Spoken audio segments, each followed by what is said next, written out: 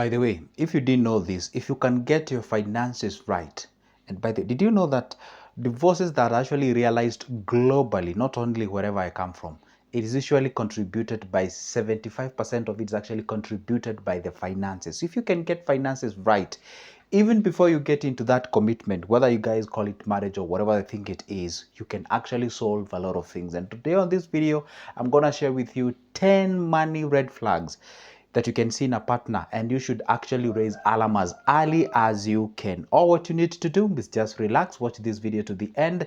Perhaps, I don't know, maybe if you're lucky enough to be watching this video and you're about to get married, perhaps go ahead and counter check on these things. And if you're already into, go ahead and check then, and then you can be able to have a round table discussion to see what exactly you can be able to do so you salvage that is exactly what you have. This is Good Joseph speaking, in case you're watching me for the first time. And by the way, I upload a video each and every day. Go ahead and hit that like button. Make sure that you subscribe, turn the notification bell so that you'll be notified whenever I upload a new good video. So let's get to the business now. The very first sign that can tell you this is a financial red flag is none other than having you what we call a control by the in-laws. Let me tell you one secret. If you guys know, in-laws are great people, we love them, but at the same time they can be toxic when it comes to the partner or the partnership that we have, or the relationship that we have, or the marriage that you guys have, or whatever the thing you guys have, can actually, if not taken care of, if not taken, can actually result to a problem or a detriment. So if you realize that your partner, there is a control of the in-laws as regards to the financial decisions, you find before they make a decision, hey, they have to call their mother, they have to call their father, or maybe you guys, you've bought a car, their mother calls or their father calls, or maybe whatever they, maybe their guardians, they call, why did you do that? Why did you consult me? Why did you buy that? You could have gone for this, and all those guys. There are people who never get off the hooks of their parents. They are still there. Even if they are at their 30, at their 40s, they are still in control of their children, okay? So wherever you see that kind of a thing, of course, that tells you once you get into that commitment with that individual, or if you're already in commitment with that particular individual, it's gonna be a little bit of a stretch here and there if you realize you guys cannot be able to make what we call an independent decision when it comes to investments or whatever the thing it is as far as the finances are concerned. I have seen actually this thing is quite often whereby you find that the parents, they never ever let their kids go in terms of the finances, whereby they are always there. Hey, you know what, son, before you buy that piece of land, I would like to know where you're buying it. Did you follow the right procedures? Oh, my son, you know what, before you start that particular business, I would love to know, why are you starting that business? Where are you starting that particular business? How much are you starting for that particular business? Before you do this particular thing, if you before you buy that car, like, they are there all the time to understand, why are you doing that? Why didn't you do this? Why are you following this route? And I'm telling you, if you're not smart enough, it can actually be so much, you know, what can I say? It's so much bitter, and can actually result to you know, what we call sort of a tension in that particular family. So a control by the in-laws is actually a red flag, okay? And number two, there is something called the defensiveness on every financial talk. Have you ever tried to have a discussion as far as the finances are concerned, and then you realize one partner is actually having this defense, okay? Instead of you guys having what we call an open discussion, you know what, we had 100,000 by last week, or we had 100,000 at the end of the other month. Now here we are, you're saying we have 15, or what happened here? Or you know what, we started a business. Well, I told you you're supposed to be the manager of the particular business. What is going on? Why is the finances are cannot coming in? The goods I see, they are being sold, but I cannot see the finances. What exactly is going on? Like, for instance, hey, you know what, where we are actually taking our kids, we feel like right now things are not going okay. How about we change them? How about we do this? How about we plan on this? You realize that there's something like insincerity with the other partner. They always develop that defense mechanism. They don't want to open up in terms of the discussion. They don't want to say anything in terms of the discussion. They just want to be there, you know, try to, anyone who is actually trying to develop a defense mechanism on anything, there are people who are trying to show you like, hey, you know what, you're accusing them falsely, you know what, you're judging them, they are right, shouldn't be asked those kind of questions and what have you. So if you realize that somebody is not ready to have an open discussion, if you realize that somebody is not ready to have this kind of a discussion whereby, you know what, let's just be open, you know what, because these finances means a lot to our family.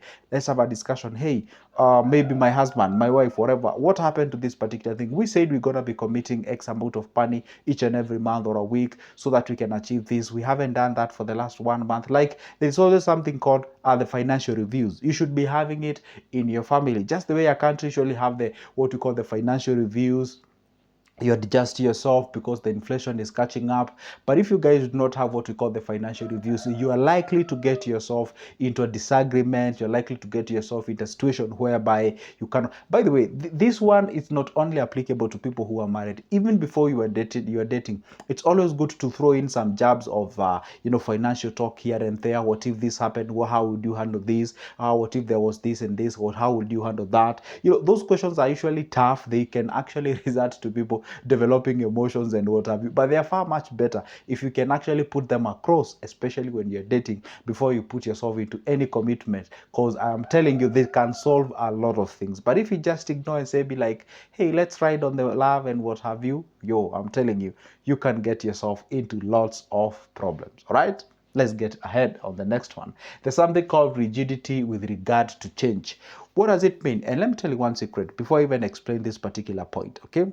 If there is something that most of the successful people in life that I have observed with them is the ability of flexibility. These people are flexible. You find this individual can actually survive at any given environment. So let's say maybe there is a financial crunch somewhere.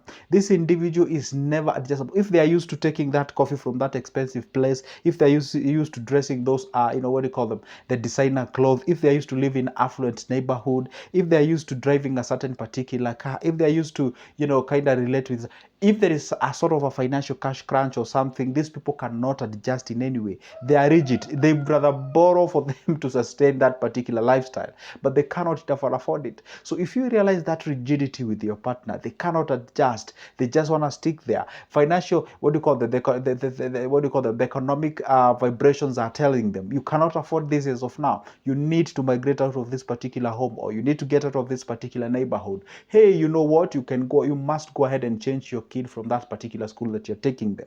You cannot afford it right now. This particular, for example, that financial test was put across to most of the people during the COVID-19, whereby there was some retrenchment. Some people were actually being paid half of what they used to be paid, and of course the bills are still the same. Okay, so you realize that at that particular point, if you find that individual does not have the capability of adjusting, if they go anywhere, they even, have you ever met some people, even when they go somewhere to visit their wherever they are visiting, you find they still want to carry their behaviors, their stature, their status quo and everything with them. They never shake them off to blend in and just be with other people and what have you. So if you find somebody so much hard to adjust in that kind of a change, for example, let's say you have a family, you're supposed to sit down with your partner and your family and you tell them, hey, you know what, based on the happenings right now, I think we need to adjust 1, 2, 3 so that at least we can be able to live us up. You know what I always tell you guys, for you to invest, for you to save a certain amount of money, you have to have that surplus. Because honestly speaking, there is no way you can tell me you are contemplating how to invest and you're barely eating, you're barely dressing, you're barely even surviving with the basic things, that's the food, the shelter, and the clothing. So it's always good to make sure that at least you cater for those before you even think about other things pertaining to investments and what have you. So rigidity is one of the biggest signs that can tell you this individual, I'm telling you, it's very, very hard for us to survive with him based on how he or she thinks and that kind of a thing. There's something called nothing by themselves. What does it mean? Simply means, that's a point number 4. You find this individual, yes, and maybe this one can actually direct them to ladies, yeah? Ladies, check out on this. It's quite hidden, but it can help you a lot. You find like there's a guy you're dating, okay, the guy has never told, okay, you know what he does, but has never told you exactly how much he earns, but you can add, you can approximate, based on that particular career, based on his lifestyle, you can approximate how much they make. And then after that, you guys are not committed, you have no kids, you have no nothing, it's just you guys are just dating. This guy has never achieved anything, there is no growth in them, they never speak the language of investments. I know you're very happy because they take you out, they buy you those funny things, and happy, you are happy, they take you out and all those kind of things. But always ask yourself, well, if this guy is behaving the way he's behaving right now, And ladies tend to ignore this particular part. No, he's taking me out, we're having fun, and do you even ask yourself, what if the children come on board? How can this guy handle this particular thing? And when sometimes do you even ask them, have you invested? They don't have to tell you exact places and or how much they have invested, but have they achieved something by themselves? What kind of a language do they use? What kind of a wording do they actually put across there? Do they tell you, you know what, I love a big piece of land, maybe I want to build, maybe I want to, or I actually did this, and have they achieved something by themselves first? Because right now, honestly speaking, they have less of commitments. Of course, it means that they have to save as much as they can for the purposes of investing. Have they achieved anything by themselves? And what makes you believe and think like once you come on board, then a magic will happen and then they will adjust and all those kind of things? You know, if I was a lady, but I'm not wishing anyway, I'm so happy with my gender. As a man, I identify myself as a man. You know, nowadays you have to clarify that. Anyway, the point is that I would be asking this kind of questions because I would scrutinize somebody to understand where are we going, you know, where are we heading, you know, where are you right now, what are you planning, and all those kind of things. I know in a way that may sound as if the guy or the lady is trying to put nose into your businesses and what have you. But I call for a wisdom when asking this question. Don't just go there bluntly and ask how much do you have by your savings, or do you have a money market fund, or do you have what. Sometimes you can be like, do you watch Good Joseph? By the way, do you know what Good Joseph talks about? But what do you consider about those investments? Do you have any like for yourself? Like among all those, which one would you say it's your favorite, and how does it go? By the way, how do you plan to? Maybe sometimes you can actually post this way, you know, for you to understand whether they invest. Like, how would you advise me to save? Because I'm thinking about saving and what have you. So whatever the answer you're gonna get from them, that can actually tell you if they save or if they invest or they do not. So if they have achieved nothing by themselves, oh, I'm telling you, that's a financial red flag. Another thing, they have the consumer mindset. Obviously, this one doesn't even need an introduction. Me and you, we can tell what a consumer mindset simply means. Simply means a mindset whereby it's not a mindset that is, sort of programmed or sort of, believes in the essence of, investing, growth, and what have you. Whenever they see the money, it's just about enjoying themselves, having the fun, and they usually have this financial trauma whereby we never grew up with this money. So once you get it, you eat it, you enjoy, you have fun, and all those kind of things. So if you realize that your partner is having this kind of a consumer mindset, then you are supposed to be very, very keen, cautious, and careful. The scarcity mindset again goes hand in hand when an individual behaves as if money is a limited commodity. It is not there because they used to be told by their parents does not grow on trees, you know what, and again they behave as if, and then they're always negative in life. They tell you, or wherever they get the money, they hold it, they keep it by themselves, they don't want to invest, they don't want to try anything. So that particular behavior is what we call the scarcity mindset. Is an individual who doesn't have this abundance mentality. You know, when you tell them, hey, let's do this, you know, they cannot adjust to that. They just want to stick to what they know, the traditional view of money, just savings, not investing. Let's keep that what we have by ourselves. Let's not try any new things. So with that case regard, then you can get yourself into lots of torsions with that particular individual. The financial infidelity, it's another point. Financial infidelity, just like we usually have what we call the social infidelity, you know, whereby you have somebody who is cheating on the other out there. The financial infidelity is whereby you tend to do things by yourself, and then these things that you're doing are not for the beneficial or benefit of the entire family. You know, you're just doing it, having fun, you know, out there, maybe drinking uncontrollably. You're not only affecting your body, and also you're also affecting the financial future of that particular family. The financial infidelity is simply whereby if you guys, you couple, if you're married and what have you, there is that kind of what do you call, what do you call, an absence of openness when it comes to discussion. When I say openness, I don't mean like you have to reveal like everything from A to Z, but at least there is that thing, whatever you guys you've agreed, whatever you guys you've agreed that will be always be put on table, it's not even there. There is not financial accountability out there, and the moment that question is asked, guess where they go? They go to the defensiveness. They don't want to be answered, they don't want to answer those questions as far as that financial infidelity that has been realized in this particular home is concerned. that is actually a financial red flag. Sacrifice language doesn't exist in them. Let me tell you one secret. In whichever the way, for you to achieve the greatest success in life, there must be a presence of sacrifice. Sacrifice simply means you have to deny yourself some of the things. You have to delay the gratification. You have to take a little bit of the time, working in the woods and being somewhere whereby not everyone would be, but you're trying the best, and hey, you know what? For the next 2 or 3 years, I'm going to sacrifice. For the next 1 or 2, I'm going to do this. And when that time lapses, I'm going to emerge as a winner, and I'm not going to go back that particular time. And then you find this individual does not even resonate with the language of sacrifice.